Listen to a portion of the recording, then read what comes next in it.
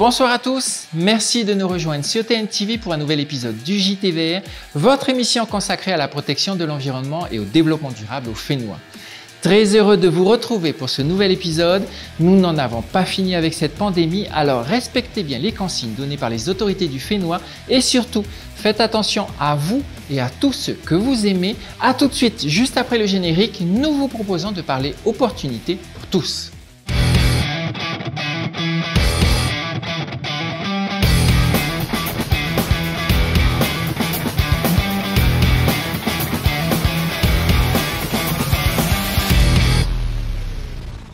Le 8 mars dernier, c'était la Journée internationale des droits des femmes. L'occasion de faire le point sur les luttes et les réalisations passées et surtout de préparer l'avenir et les opportunités qui attendent les futures générations de femmes.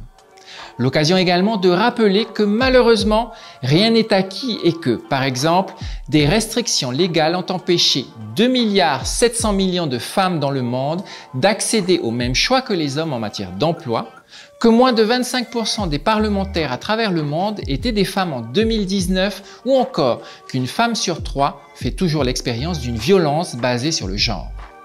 D'une manière générale, les femmes souffrent plus durement de la pauvreté et des maltraitances. Et pas besoin d'aller très loin pour faire ces constats. Au Fénois, les violences faites aux femmes restent malheureusement trop nombreuses. Pourtant, comme le rappelle l'ONU, les femmes sont aussi et surtout des agents du changement. Elles possèdent des connaissances et des compétences spécifiques leur permettant de contribuer efficacement à l'adaptation au changement climatique et à son atténuation. J'en appelle encore à vous, messieurs, pour notre bien à tous, il est grand temps de se laisser guider par les femmes. Bonne émission.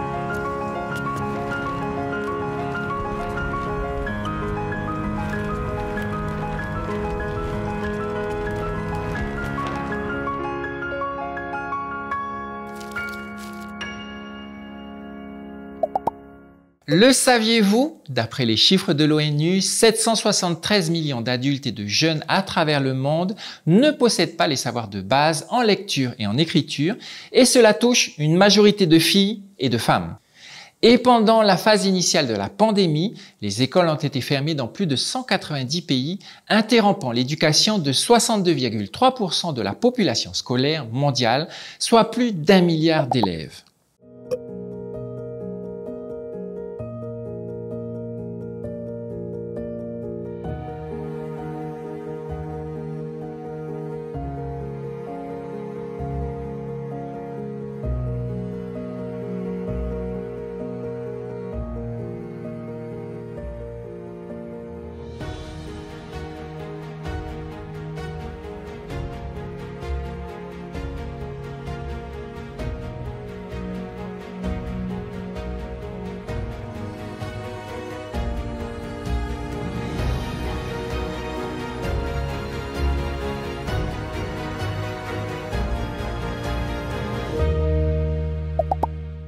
Et avec l'installation d'une salle de classe vide au siège des Nations Unies à New York, l'UNICEF a souhaité faire un puissant rappel de la crise de l'éducation à cause de la pandémie. Ces bureaux vides et ces sacs à dos représentent les 168 millions d'enfants dont les écoles sont complètement fermées depuis plus d'1 an à cause de la situation sanitaire à travers le monde. Notre message dit l'UNICEF aux dirigeants du monde est clair. Aucun effort ne doit être épargné pour rouvrir les écoles. Et pour continuer de parler d'opportunités à offrir à toutes et à tous, je vous propose de partir à la rencontre des membres de l'association Corail. Regardez. En fait, elle a pour objectif de valoriser les ressources plastiques, tissus ou pneumatiques en déchets verts, en agrotransformation et en upcycling. On récupère des matériaux ou des produits qui n'ont plus d'usage, on les récupère, on les transforme et pour leur donner une nouvelle vie en fait. C'est il y a pas longtemps qu'on a commencé à présenter les premiers projets. Ça a beaucoup plu parce que ça avait un impact sur l'écologie et les gens parce que en fait, on réutilisait tout. On ramassait tout le monde et on faisait des transformateurs. Ça les valorise, ça les remet en démarche projet pour qu'ils puissent avoir encore envie de travailler et leur redonner le goût en fait du travail, et voilà, progressivement. C'est une association qui me tient vraiment à cœur. Et j'ai été là au moment de la fondation de l'association sur Rayatea. J'ai eu la chance de voir plusieurs personnes, mais vraiment bien intentionnées, se réunir autour de l'association et reprendre le flambeau. Donc de Rayatea, des personnes sont descendues sur Tahiti et ont continué toutes les actions, mais en les développant beaucoup plus. Parce que toutes les actions qui ont été menées à Rayatea ont servi de test au final. Par contre, les problématiques des îles sont quasiment les mêmes que celles de Tahiti. Donc ça nous a permis en fait de proposer des contenus qui étaient beaucoup plus adaptés. Et la seule chose qui change à peu près, ce sont les ressources utilisées. C'est vrai qu'il y a beaucoup plus par exemple de pneumatiques ou de bouteilles en plastique sur Tahiti, mais il y en a également présentes sur Rayatea. C'est juste la quantité, le volume qui change entre les deux îles. Dans notre série Zoom sur, partons à la découverte de la biodiversité du monde.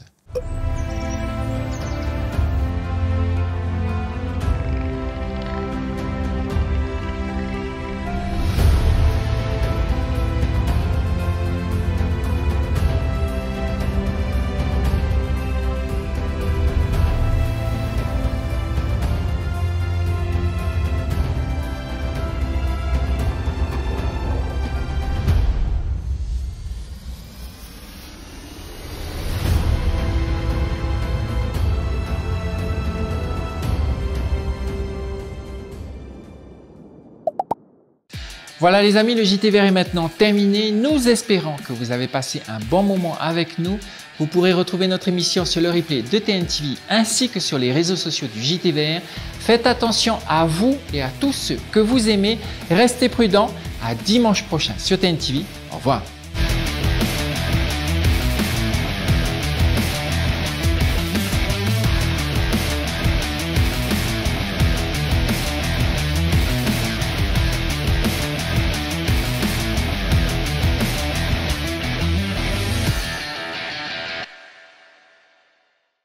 Prochainement, dans le JT Vert, des solutions pour notre planète. Dimanche prochain, nous vous proposons de rechercher avec nous des solutions pour notre Fénois et notre planète. C'est dimanche prochain dans le JT Vert.